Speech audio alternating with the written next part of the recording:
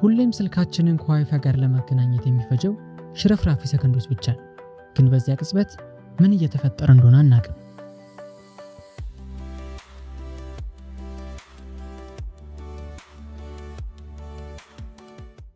ለምሳሌ ሆቴል ውስጥ አልጋ ለመያዝ ፈልገን ብንገባ መጀመሪያ የሚሰጠን የክፍላችን ቁልፍ ነው።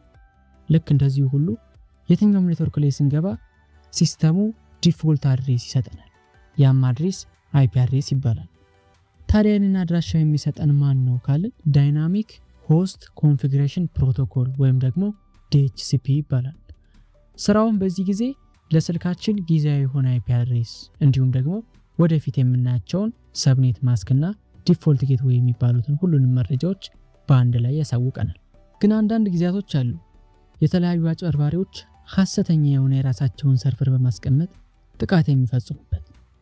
ይህም ሮጉ DHCP አታክ ይባላል።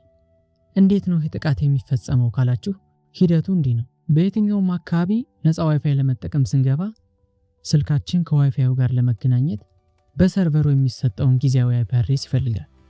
በዚህ ጊዜ እውነተኛ ሰርቨር ምላሽ ከመስጠቱ በፊት ሌላ አጥቂዎች ያዘጋጁት ሰርቨር በፍጥነት ሐሰተኛ ምላሽ ይልካል። ስልካችንም መጀመሪያ የተላከለትን አድራሻ ስለሚቀበል የአጥቂዎቹን አድራሻ ይወስዳል ማለት ነው። ከዚያ ቅጽበት ጀምሮ ማንኛውም የምናደርጋቸው ነገሮች በሙሉ በአጥቂው በኩል ያልፋሉ። አሁን አጥቂው ምን ማድረግ ይችላል ካላችሁ አንደኛ የተለያዩ ምስጢራዊ መረጃዎችን ሁሉ ማንበብ ይችላል። እንዲሁም ደግሞ የተለያዩ ዌብሳይቶችን ቪዚት ስናደርግ ስለኛ ማንነት የሚገልጹ ትንንሽ መረጃዎችን ወይም ደግሞ የሴሽን ኩኪዎችን መስረቅ ይችላል። ይህም ደግሞ አንድ የሎጊን ካደረግን በኋላ አጥቂው ያለ ይለፍ ቃል አካውንታችንን አክሰስ ማድረግ እንዲችል ያግዙታል። ከሁሉም በላይ ደግሞ ይህን ጥቃት ከባድ የሚያደርገው ጥቃቱ ተፈጽሞ እንኳን ለብዙ ቀናት ኖቲስ ሳይደረግ ሊቆይ ይችላል። ያም ደግሞ የሚደርሰውን ጉዳት አደገኛና ከባድ ያደርገዋል። እሺ አሁን በDHCP ሰርቨር አማካኝነት ጊዜያዊ የሆነ አይፒ አድሬስ አግኝተናል። ግን ለእያንዳንዱ አክሰስ ማድረግ ለምንፈልጋቸው ዌብሳይቶች የየራሳቸውን አይፒ አድሬስ እያስታወሱ መጻፍ በጣም አድካሚና የማይቻል ነው። ስለዚህ የፌስቡክን ኦፊሻል ዌብሳይት ቪዚት ማድረግ ብንፈልግ ለኛ አይፒ አድሬስን ከመጻፍ ይልቅ facebook.com በማለት ዶሜን ኔሙን መጻፍ በጣም ቀላል ያደርግልናል። ነገር ግን ኮምፒውተሮች ደግሞ ስሙን ሳይሆን ቁጥሩን ነው የሚረዱት። ስለዚህ በመሃል እኛ የምንጽፈውን ዶሜን ኔም ወደ አይፒ አድሬስ የሚቀይርልን ሰርቨር ያስፈልገናል። ይህም ዶሜን ኔም ሲስተም ወይም ደግሞ DNS ይባላል።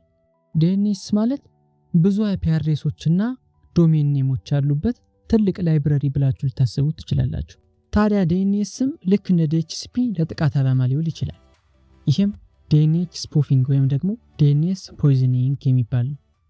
እሺ አሁን ደግሞ በተርሚናላችን ላይ የDNSን አፕሊኬሽን የሚያሳየንን ኮማንድ እናያለን። ns lookup ከዛ ስፔስ እዚህ ላይ የምንጽፈው ዶሜን ኔም ነው የሚሆነው። ይሄንን ዶሜን ኔም ወደ አይፒ አድሬስ መቀየር ይጠበቅበታል DNS ስለመሆን ማለት ነው። እኛ አሁን እዚህ ላይ ጉግል እንጠቀም። google.com ከዛ ኢንተር እንበለው። ከዛ በምታዩት መልኩ እንደዚህ ያመጣዋል። እንግዲህ ይሄንን ዶሜን ኔም ወደ አይፒ አድሬስ ቀይሮታል። ሁለት አይነት ፎርም አለው። ይሄኛው IP4 ይባላል።